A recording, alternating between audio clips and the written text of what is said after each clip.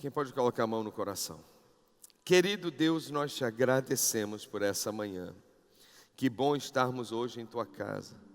Que bênção, Senhor Deus, celebrarmos a vida do teu Filho Jesus Cristo. Ele merece ser celebrado. Jesus tem mudado nossas vidas, mudado nossas histórias. Pai Santo, nós apresentamos esse momento agora do ensino da palavra. Que venha de fato a fazer a diferença em nossas vidas. Querido Espírito Santo, abrimos o coração para o Senhor. Ensina-nos e aproxima-nos. Nos aproxime, ó Deus, da tua presença. Enche esse lugar com tua glória. Nosso coração é teu, ele não está fechado. Abençoe esse coração, Senhor, nessa manhã, em nome de Jesus Cristo. Quem pode dizer amém? Amém. Graças a Deus. Podem sentar.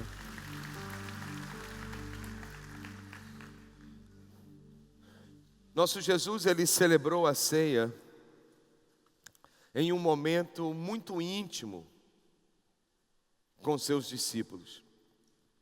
O lugar em que ele celebrou a ceia já demonstrava que era um momento não para a multidão. Ele instruiu 2 discípulos a irem procurarem uma casa específica, aonde ele poderia estar numa sala, em um lugar aonde não haveria distração, aonde ele poderia comunicar o que estava em seu coração para a sua equipe que estava ali presente. Jesus celebrou a ceia em um cenário intimista, em um momento com seus amigos mais próximos. 12 pessoas estavam ali. E o que ele compartilhou durante aquela noite e madrugada foi algo tão profundo que exigiu capítulos e mais capítulos do livro de João para poder falar de tudo o que ele compartilhou naquele momento. Desde o capítulo 13 até o 18, existe um ensinamento profundo do que ele queria passar naquele instante. E a gente aprende, através dessa experiência da última ceia de Jesus, de que a ceia do Senhor, de fato, não é um cerimonial. A ceia do Senhor não é para ser um ato religioso. A ceia do Senhor é para ser uma experiência de intimidade com Deus, de uma intimidade com Jesus. Temos que fugir do conceito de que temos que celebrar a ceia simplesmente para bater o ponto do calendário da igreja, para dizer que todo mês a gente faz alguma coisa, todo mês tem uma ceia. Porque o próprio apóstolo Paulo diz que quando a gente celebra a ceia, a gente tem que parar tudo e avaliar. E às vezes quando a gente faz a ceia com muita repetição e muito costume, às vezes vira um hábito sem dar o valor que a ceia exige, que é uma reflexão interna, que é entender o princípio do que Jesus queria nos passar através desse ato. Celebrar a ceia não é religiosidade, é uma revelação. É compreender o que é a vida de Jesus dentro da gente. É um momento de intimidade. Você sabe que intimidade, ele é o resultado de proximidade. Quanto mais próximo nós somos de alguém, mais íntimo nós seremos dessa pessoa. E a intimidade, ela resulta em afinidade. Quanto mais tempo com alguém, mais afim, mais parecido nós vamos estar com essa pessoa. Afinidade é sinônimo de semelhança, é sinônimo de identidade. Então, imagina isso. Quanto mais íntimo com Deus, mais parecido com Deus, mais a nossa identidade será semelhante à identidade de Jesus. E celebrar a ceia é um ato de fé que faz esse anúncio de que eu quero que a minha vida seja parecida com a vida de Cristo. E realmente eu pergunto a você, esse é o seu desejo? Você quer que a sua vida seja semelhante à de Jesus? Diga amém bem alto. Ok. Antes de Jesus celebrar a ceia, ele fez algo inesperado. Naquele mesmo local, ele se abaixou diante dos seus discípulos, pegou uma bacia de água e ele começou a lavar os pés da sua equipe. E ali ele estava dizendo da necessidade de nós sermos limpos constantemente. Mas ao mesmo tempo era um ato de serviço, de abençoar os seus discípulos e declarar que ele perdoava e que não haveria nada entre eles. E nesse instante, ele faz a seguinte declaração. Apenas ouça, João 13,15. Eu lhes dei um exemplo para que vocês façam como lhes fiz. Jesus nos deu o quê, irmãos? O exemplo. Então, antes da ceia, ele nos dá o exemplo. Após a ceia, eles permanecem onde estão, no mesmo local. E Jesus agora começa a instruir a respeito do Consolador. E nos capítulos 14, 15 e 16, Jesus continua ensinando sobre o Espírito Santo. Mensagens profundas em que a maior revelação desse momento era explicar que agora o Espírito Santo, que por tempos passados apenas vinha sobre pessoas em momentos específicos, mas aqui a partir daquela experiência, o Espírito Santo agora não só viria por sobre, mas agora ia viver dentro do homem. Não há intimidade maior do que essa. Deus habitando dentro do ser humano. E Jesus ainda motivou e trouxe esperança para a equipe dizendo, não só o Espírito Santo virá para morar dentro de você, mas ele não virá sozinho. Eu estarei com ele e meu Pai estará comigo. E toda a família vai estar morando dentro do seu coração. Você vai ter a presença da família de Deus em sua vida. Então, aqui está. Acompanhe o processo dessa noite. A última noite de Jesus. Ele lava os pés, perdoa seus discípulos e dá o exemplo. E ele diz, façam como eu fiz. Celebra a ceia e agora ensina sobre o Espírito Santo que vai morar dentro do homem, que vai acompanhar o ser humano como Jesus estava presente acompanhando os seus 12. Nessa intenção, o Senhor, ele está mostrando que a ceia era um link dessas duas pontas. Que quando nós celebramos a ceia, nós estamos declarando que queremos viver o exemplo de Cristo e que isso será possível pela presença do Consolador dentro da nossa vida. Celebrar a ceia é você celebrar a vida de Cristo dentro de você. É você declarar que deseja ser semelhante a Jesus.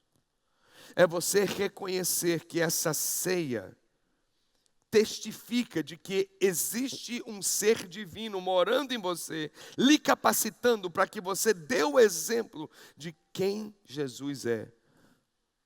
Para que as pessoas possam ver, não nós, mas como disse Paulo, não vivo mais eu, mas agora Cristo vive em mim. Quem olha para mim vai ver Jesus. Que assim seja, amém? É claro que todos nós estamos em um processo, passo a passo, nos aproximando mais da vida de Jesus. Mas a intenção da ceia é declarar que eu estou firme. Quem pode dizer firme? Participar da ceia é fazer um ato de fé, mas declarar a Deus, eu estou firme de dar mais um passo em direção a Cristo, de dar mais um passo de viver o caráter de Cristo, de dar mais um passo em eu evidenciar Cristo na minha vida. E não é pelo meu poder, eu não preciso me preocupar que não vai ser pelas minhas forças que eu vou conseguir reproduzir uma vida de Jesus. Vai ser pelo poder e a presença do Consolador na minha vida. Através do Espírito Santo, eu posso viver a vida de Jesus. Porque, na verdade, Jesus e o Espírito Santo são um só. E se o Espírito Santo está em mim, Jesus está em mim. E esse Jesus pode crescer dentro de mim, a ponto das pessoas verem Jesus em minha vida. Você gostaria disso ou não? E no momento em que Jesus institui a ceia, ele acrescenta um elemento, que é o elemento do cálice. Lembre-se que Jesus está celebrando a ceia na semana da Páscoa, porque Jesus morreu na festa bíblica da Páscoa. Então, dias antes da sua crucificação, Jesus está nesse cenário íntimo com seus 12. E todos os judeus em toda a cidade de Jerusalém, eles estão celebrando a Páscoa em referência à libertação da nação de Israel, do Egito. Porque a ceia era uma referência do que Deus fez na vida desse povo. Eles eram escravos, debaixo da opressão de Faraó. Mas quando veio a presença de Deus e trouxe libertação sobre eles, em uma noite, o que durava mais de 400 anos, eles conseguiram a libertação em direção à terra prometida. Assim os hebreus celebravam a Páscoa todos os anos. E eles tinham 3 elementos da Páscoa. Na celebração da Páscoa não incluía o cálice, não incluía o vinho. Era somente 3 elementos. A carne do cordeiro, que eles sacrificavam o cordeiro. Primeiro eles levavam ao templo. Os sacerdotes analisavam se o cordeiro era aprovado ou não. Depois o cordeiro era sacrificado, o sangue era apresentado no altar para significar que alguém pagou pelos meus erros, então eu estou coberto. E o pai voltava com aquele carneiro sobre os ombros e agora ele assava a carne e ele comia a carne com os seus familiares. Às vezes chamavam até outras famílias ou amigos. E todos que estavam naquele cenário de casa de novo, eles então celebravam a ceia, celebravam a Páscoa comendo o cordeiro. Depois, a Bíblia diz que eles tinham que comer pães asmos. Segundo elemento, pães sem fermento. Por quê? Porque quando o Senhor trouxe o juízo da morte dos primogênitos, que foi a 10ª praga, a Bíblia ensina que Deus orientou através de Moisés para que todo o povo assasse pão para se preparar para o caminho. Só que o pão tinha que ser sem fermento. Por quê? Porque Deus estava com pressa do povo sair do Egito. Deus estava com o quê? Pressa. Para o povo sair da escravidão, sair dessa opressão de Faraó. Então Deus diz assim, nem coloque fermento. Porque quando você coloca fermento, você tem que pegar a massa, eu aprendi isso outro dia, sovar, não é isso? Savar? Então eu falei sério, sovar, tem que sovar a massa, e depois você coloca a massa lá para quê? E Deus disse, não vai descansar, não vai esperar nada, você vai sair do Egito agora, você vai sair da opressão hoje, você vai ser liberto nesse instante, é hoje que Deus quer fazer uma obra. Deus estava dizendo, eu tenho pressa de mudar a sua vida, eu tenho pressa de dar uma virada na sua história.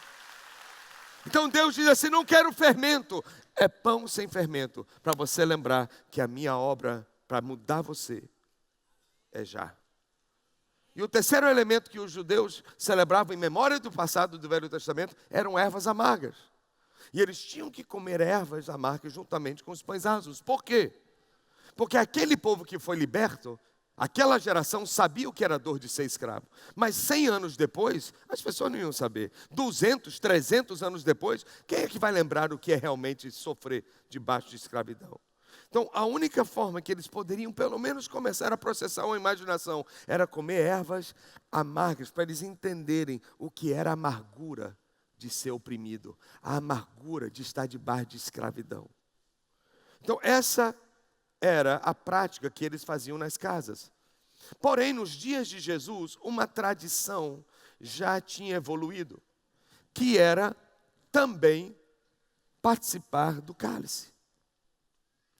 E a tradição, você não encontra isso na Bíblia, mas a história ensina história judaica, de que haviam 4 momentos de celebrar a taça. 4 momentos em que no meio da ceia eles bebiam da taça com o vinho. E cada taça tinha uma referência. Quando a gente lê um dos evangelhos, demonstra que Jesus tomou do cálice 2 vezes. E esse texto eu quero mostrar para você. Vá comigo em Lucas capítulo 22. Lucas capítulo 22, a partir do versículo 17. E diz assim, e tomando um cálice, o que ele tomou? Havendo dado graças, disse: recebei e reparti entre vós, pois vos digo que de agora em diante, ou seja, a partir dessa noite, não mais beberei o fruto da videira, até que venha o reino de Deus. E tomando um pão, tendo dado graças, veja que ele tomou um pão depois do cálice. Ok? Normalmente a gente tem o costume de comer o pão e depois o cálice. Por quê? Por causa dos outros evangelhos que só mostram um momento que Jesus tomou o cálice. Primeiro o pão, depois o cálice. Mas a Bíblia diz que ele tomou agora o pão e, tendo dado graças, partiu e deu à equipe, aos seus discípulos, dizendo: isto é o meu corpo, oferecido por vós, fazei isso em memória de mim. Semelhantemente, depois de cear, ou seja, depois de jantar, ele tomou agora o quê? O cálice, a segunda vez, dizendo: esse cálice é a nova aliança no meu sangue, derramado em favor de vocês. Então, nesse texto, aqui há uma referência de Jesus, pelo menos, tomando o cálice 2 vezes. Não demonstra que ele tomou 4. Não estou dizendo que ele tomou 4, mas certamente ele tomou 2 vezes. E o que Jesus está querendo fazer? Ele está querendo aproveitar esse costume que cresceu entre eles para dar um novo significado. E é o que Jesus gosta de fazer, ressignificar a vida de pessoas. Trazer um novo sentido na existência de pessoas. E só Jesus pode fazer isso. E nesse instante, Jesus agora toma o cálice pela segunda vez. O que a história explica que significam os 4 cálices? Bem, o primeiro cálice é chamado santificação. O segundo cálice é conhecido como o cálice das pragas, lembrando das pragas do Egito, do juízo, que foi a razão do povo ser liberto, que seria a maldição.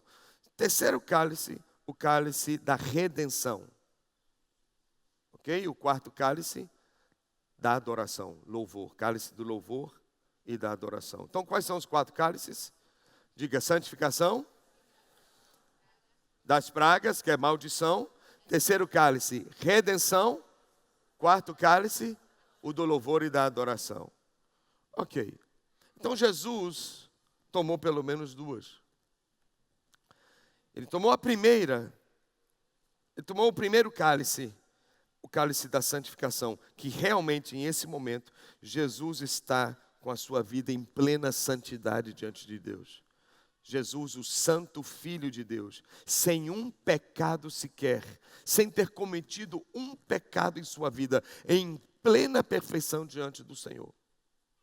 O segundo cálice é o cálice das pragas, que representa a maldição, aonde ele está dizendo: eu vou dar a minha vida, eu vou herdar pecados que não são meus, eu vou herdar maldições que não são minhas, e eu vou fazer isso por amor a vocês, eu vou derramar da minha vida, para que vocês sejam, em Mateus diz, para o perdão dos seus pecados. Então, nesse instante, Jesus continua o seu momento de discipulado e ensina para a sua equipe sobre o Consolador. E a Bíblia diz que lá tarde da noite, eles saem daquele lugar e vão ao jardim de Getsemane, até o momento onde Judas vai aparecer. E a Bíblia diz que ele veio e deu um beijo na face de Jesus para identificar quem seria preso. Mas você vai lembrar que enquanto Jesus está em Getsemane, ele está orando e está em agonia.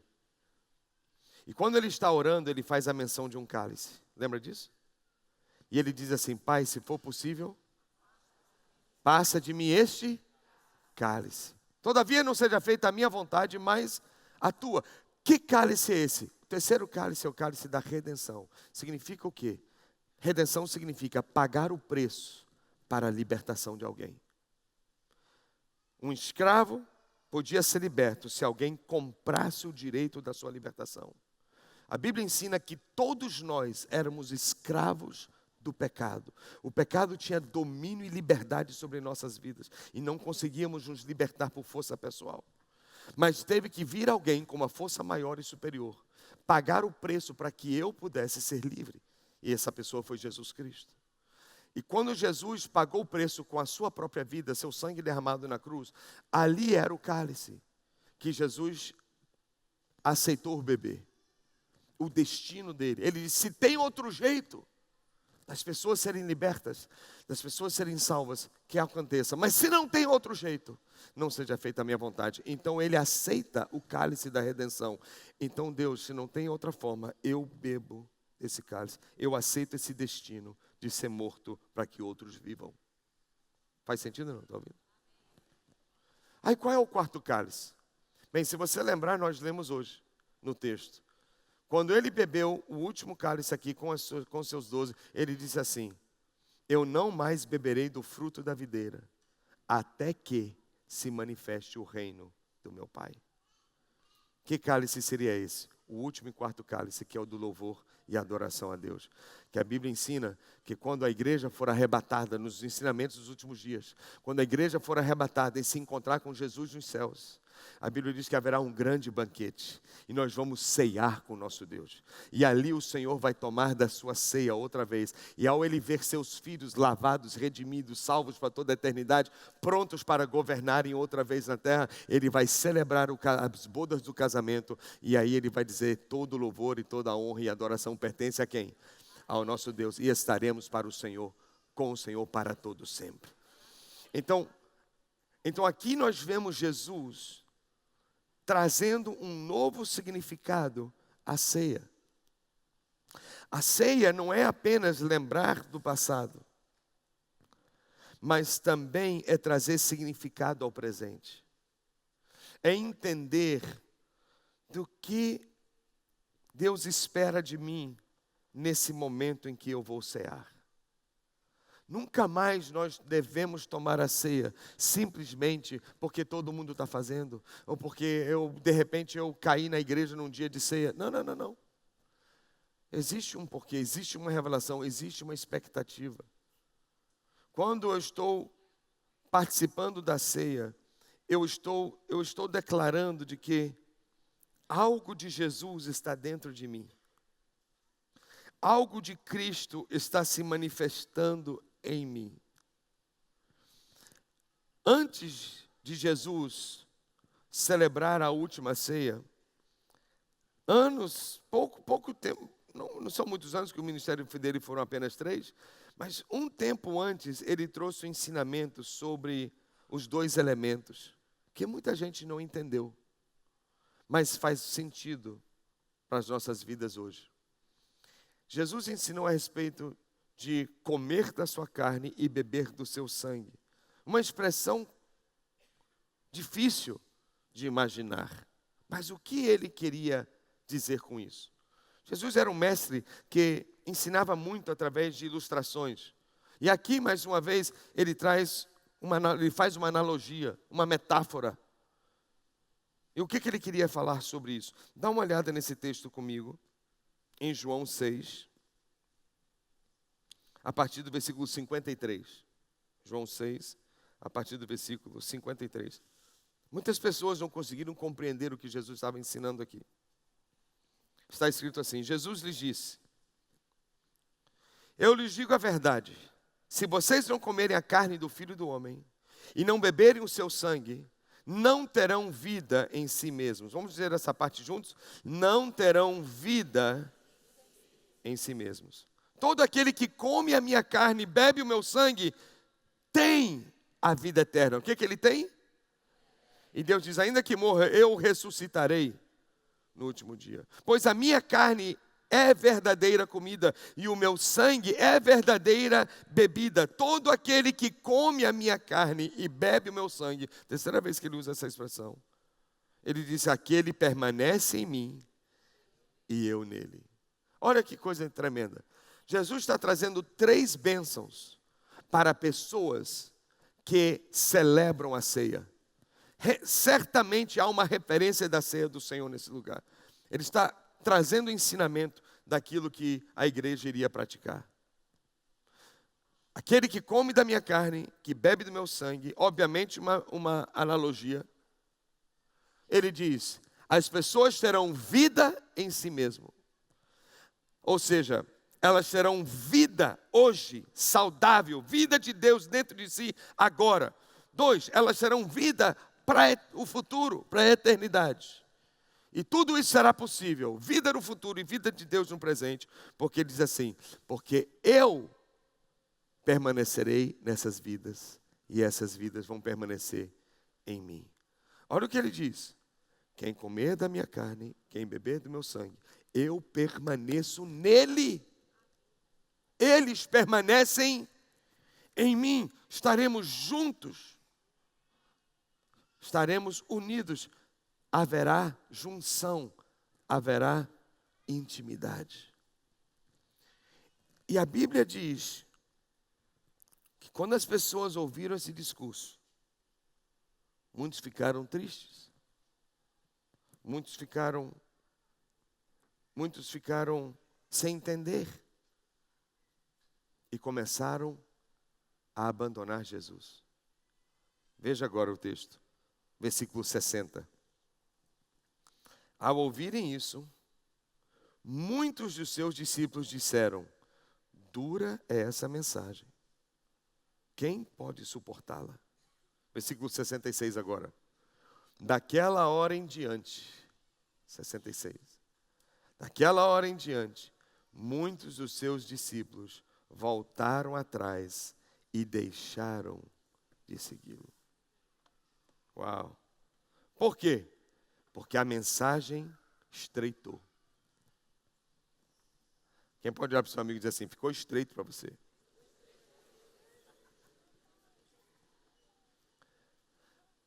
Por que alguns começaram a deixar Jesus? Porque não entenderam a metáfora. Primeiro disseram assim: Jesus está ficando doido. Como é que eu vou comer a carne de um homem? Vou beber o sangue de um homem? Isso é até contra a lei de Moisés. Isso não pode acontecer. Então eles estavam achando que Jesus estava pirando. E aí caíram fora. Outros entenderam, mas não quiseram esse nível de compromisso. Se você analisar o ministério de Jesus, começa com muita gente, a ponto de pessoas apertarem Jesus, espremerem Jesus, a ponto de ele ter que subir em barcos para poder falar com as pessoas, a ponto de abrirem telhados para poderem outros se aproximarem dele. Tudo era multidão, mas à medida em que ele ia diminuindo os milagres e aumentando o discurso, as pessoas começaram a deixá-lo. Porque nos últimos dias de Jesus, ele falava mais e fazia menos milagres. E tinha muita gente que só queria Jesus por causa do pão e do peixe. Que queria Jesus só por causa de milagre. Como tem muitos seguidores nas igrejas evangélicas, muitos seguidores que só querem Jesus para as campanhas. Porque eu vou fazer campanha, porque eu vou ganhar dinheiro. Eu vou fazer a campanha porque eu vou receber o aumento. Eu vou fazer a campanha porque eu quero comprar minha casa. Então Jesus presta para fazer milagre em minha vida.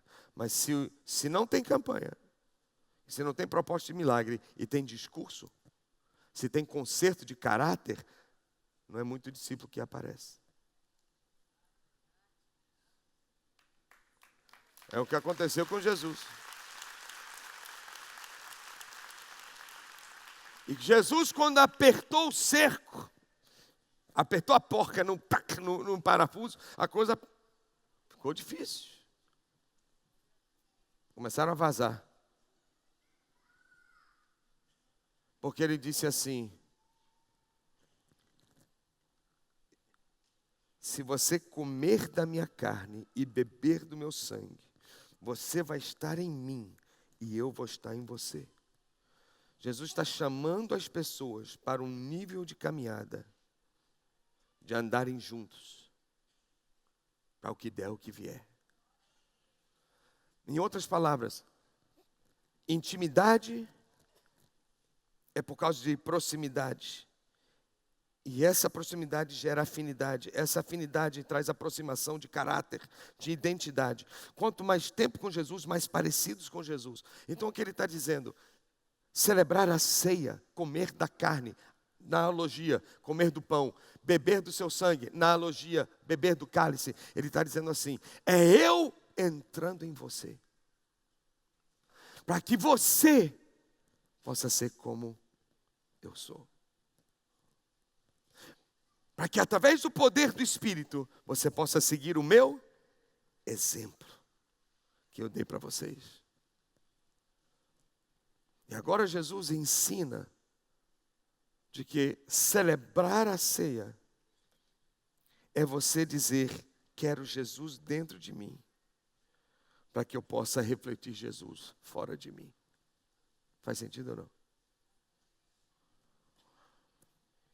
Jesus está dizendo assim: eu quero que você esteja comigo como eu estou com você. Celebrar a ceia, comer da carne, beber do sangue, significa que eu estarei com você e você estará comigo. Significa que eu quero que você esteja comigo, assim como eu estou com você. E Jesus está comigo, sabe quando? Sabe quando? Deixa eu dizer algo, deixa eu abrir um parênteses aqui. Jesus quer ter tanta intimidade comigo e com você, que Ele permitiu o Espírito dEle morar dentro da gente. Mas não é só isso. A Bíblia diz que quando a gente sair desse mundo, e quando formos finalmente o arrebatamento chegar, está escrito na Bíblia, que o nosso corpo será semelhante ao corpo dele. Jesus quer que nós sejamos tão parecidos com Ele, tão parecidos, que até o corpo nosso vai ser parecido com o dele. A Bíblia diz que quando ressuscitarmos, nosso corpo será reestruturado. Outra vez, não importa como sofreu o corpo, claro, obviamente está decomposto. Ele diz, ele vai reestruturar o corpo, e o nosso corpo será glorificado, e será como o dele. Olhos como chamas de fogo, pés brilhantes parecendo latão polido. E a parte que eu mais gosto, cabelos bonitos, né? Oh glória, né? Como branco como a lã, a esperança. Olha para alguém e diga assim, a esperança para o seu corpo. Então um dia você vai chegar na medida como você sempre quis, aleluia. Nem que seja na eternidade, mas vai acontecer, não é? Quem pode dizer amém? Olha que coisa curiosa. Jesus quer que pareçamos tanto com Ele, que Ele vai fazer um milagre no nosso corpo, ser igual a dele. Mas Ele não quer essa semelhança só na eternidade. Ele quer essa semelhança na vida presente. Por isso que Ele colocou o Espírito Santo dentro da gente. Para que a vida de Jesus fosse manifestada dentro de nós. E quando eu participo da ceia, eu estou dizendo, é Jesus dentro de mim. É Jesus dentro de mim. Eu estou fazendo parte, é como se Jesus estivesse entrando na minha vida. Aí você vai saber. Eu tenho que permanecer em Jesus, assim como Ele permanece comigo. E Jesus não está comigo só nos momentos que eu tenho dinheiro. Jesus não está comigo só nos momentos que eu estou em cima. Jesus não está comigo só nos momentos que está tudo certo, não. Pelo contrário, nos dias mais terríveis da minha vida, é aí onde Ele quer estar. Quando eu estou doente, Ele quer estar. Quando eu estou sofrendo, Ele quer estar. Se eu estou passando uma depressão, Ele quer me libertar. Se eu estou num berço, num leito de enfermidade, Ele quer me curar. Se eu estou num momento de escassez, Ele quer me tirar de lá. Ou seja, Jesus está comigo em todo o tempo. Então Ele está dizendo, então se eu entrar em você, eu quero que você esteja comigo em qualquer momento. Se tem milagre, se não tem. Se tem resposta, se não tem. Se está demorando ou se não está. Eu quero que você permaneça comigo. Eu quero que você permaneça comigo. É por isso que Jesus diz que o maior mandamento, quem lembra qual é o maior mandamento? Amarás o Senhor teu Deus. Ok, amarás o Senhor teu Deus. Agora, como é que nós vamos amar a Deus? Assim como Ele nos ama. E o amor de Deus para mim é incondicional. Ele não me ama porque eu sou bonitinho. Ele não me ama porque essa semana eu fiz tudo certinho. Não, Ele me ama mesmo se eu estiver no fundo do poço. E quando Deus diz, eu quero que você me ame, Ele está dizendo assim, eu quero que você me ame também em qualquer momento da sua vida. Eu quero que você me ame, se você chegar ao fundo do poço, eu quero que você me ame. Para que você tenha fé que você pode chegar ao topo dessa escada de sucesso. Eu quero que você me ame independente de qualquer coisa. Mas o que aconteceu aqui no texto foi o inverso. As pessoas, quando ouviram um discurso apertar, sumiram. E é por isso que você vê multidões sumindo, ao finalizar o ministério dele. A ponto de, quando chegar a opção de soltar Barrabás, a maioria venceu. Foi democracia. A maioria venceu. E Jesus foi condenado. É por isso que em Atos capítulo 1 e 2, eles estão orando. E a Bíblia diz que só tem 120. Onde estão os 5.000, os 20.000 que comeram pão e peixe de graça? Jesus não estava mais fazendo o milagre de dar pão de graça, comida de graça.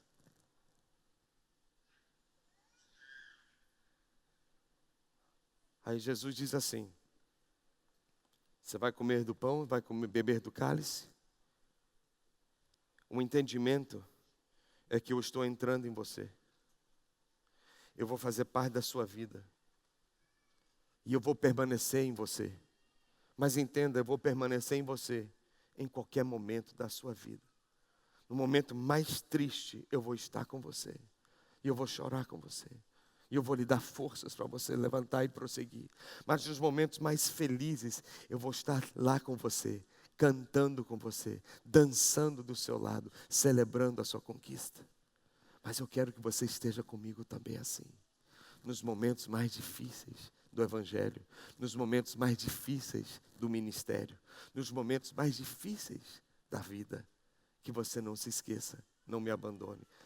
Mesmo se houver ausência de milagre, que não haja ausência de fidelidade.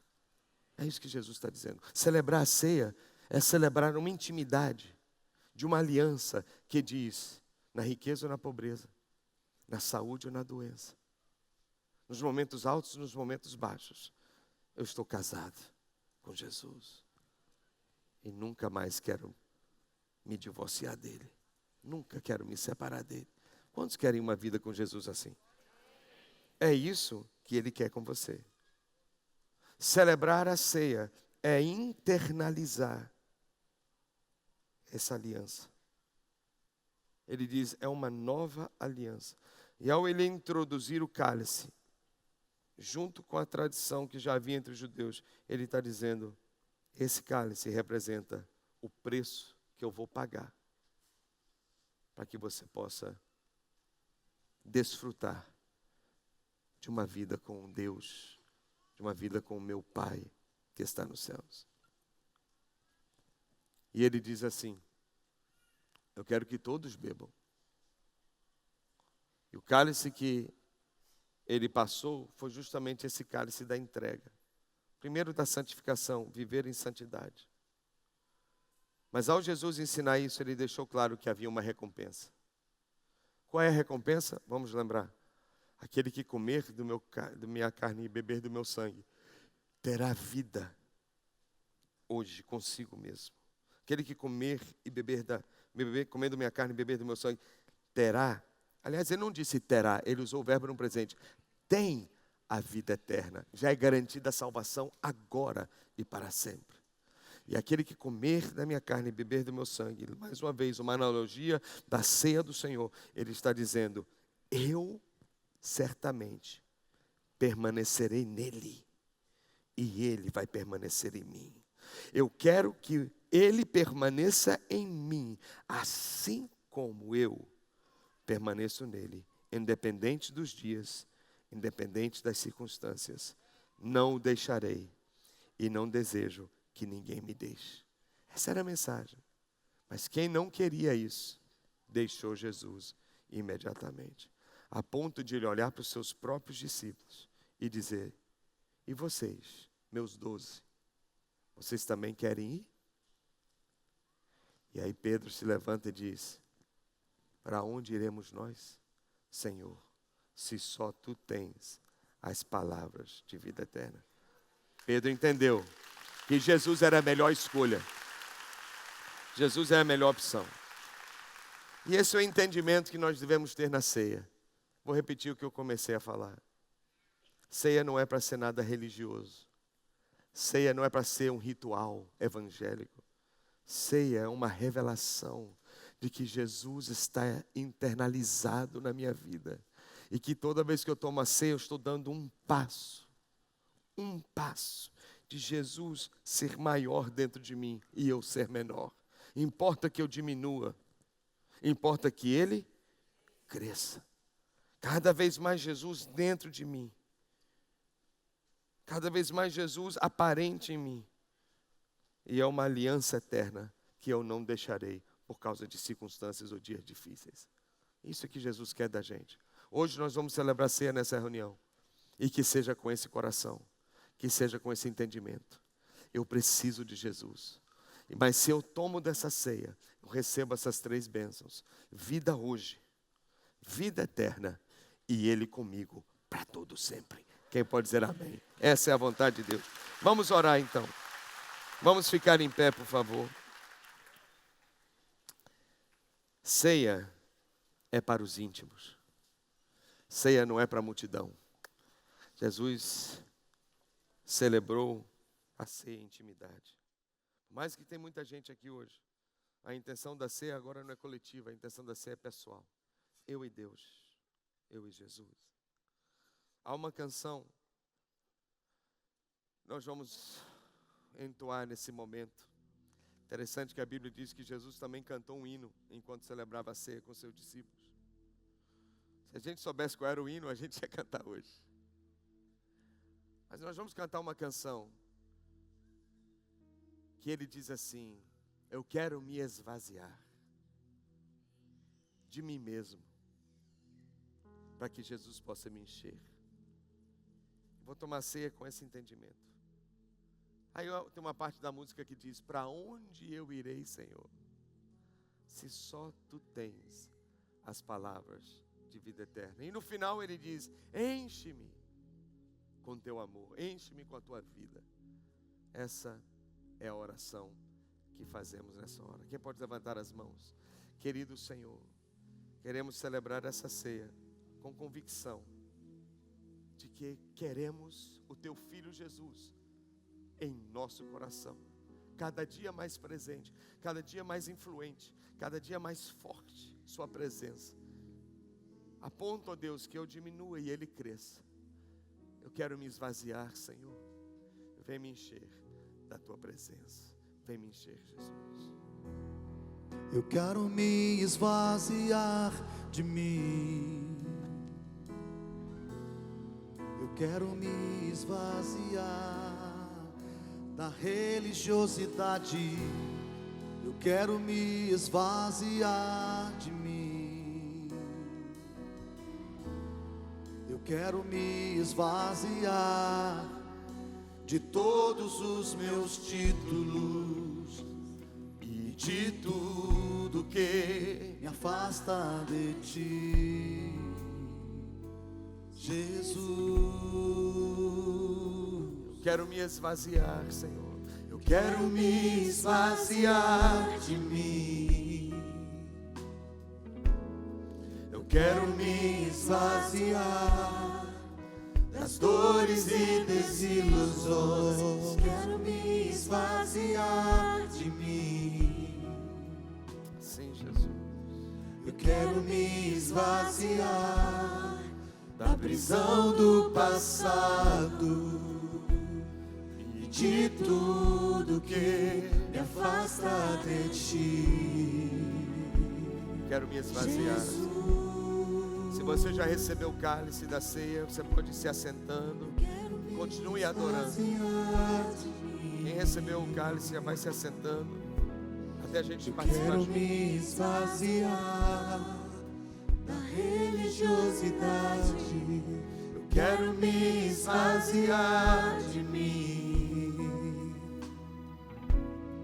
Eu quero me esvaziar da prisão do passado e de tudo que me afasta de Ti, Jesus. Mais uma vez eu quero me esvaziar, Senhor. Eu quero me esvaziar de mim.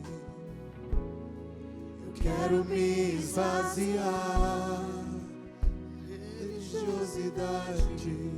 Eu quero me esvaziar de mim. Eu quero me esvaziar de todos os meus títulos, De tudo que me afasta. de tudo que me afasta de Ti, Jesus. Só mais uma vez, eu quero me esvaziar, Senhor. Quero me esvaziar de mim. Eu quero me esvaziar das dores e desilusões. Quero me esvaziar de mim.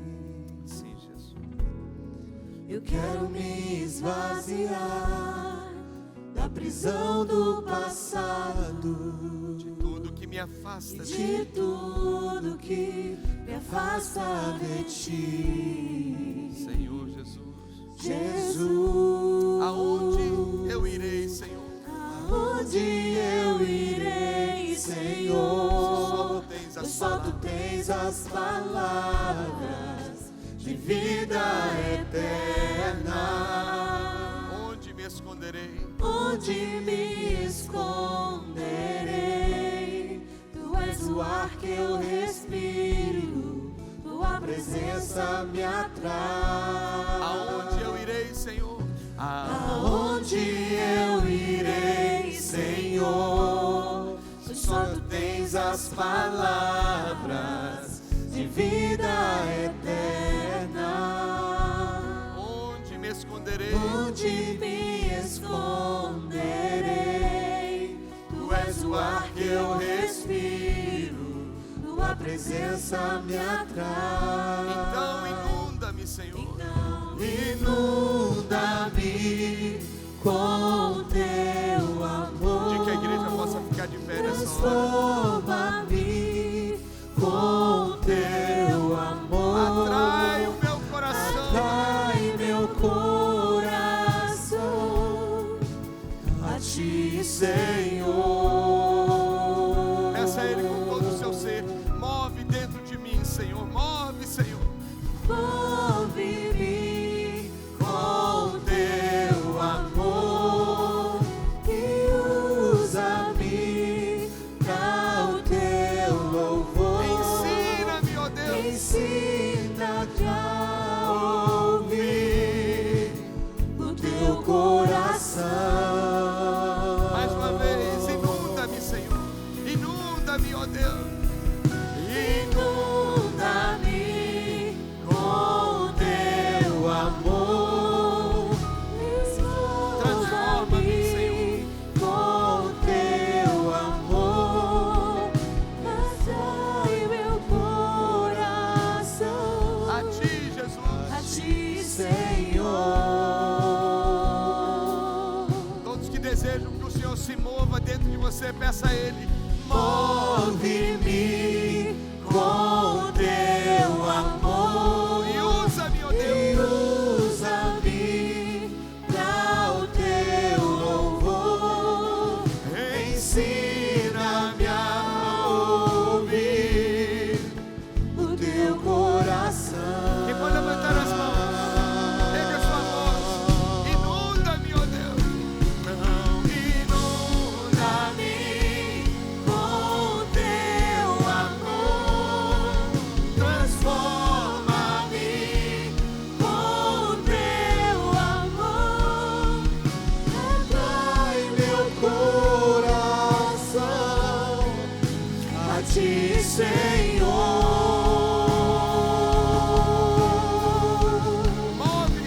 Move dentro de mim, ó Deus. Move-me com teu amor. Usa nossas vidas. Usa-me para o teu louvor. Ensina-me a ouvir o teu coração. Mais uma vez, ergue o seu louvor. Inunda-me, ó Deus. Inunda-me com teu amor. Transforma-me com teu amor. Atrai meu coração a ti, Senhor.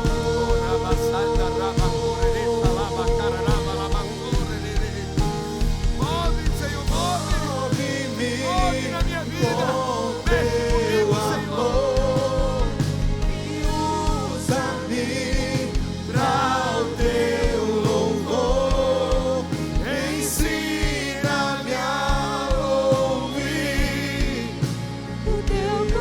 coração.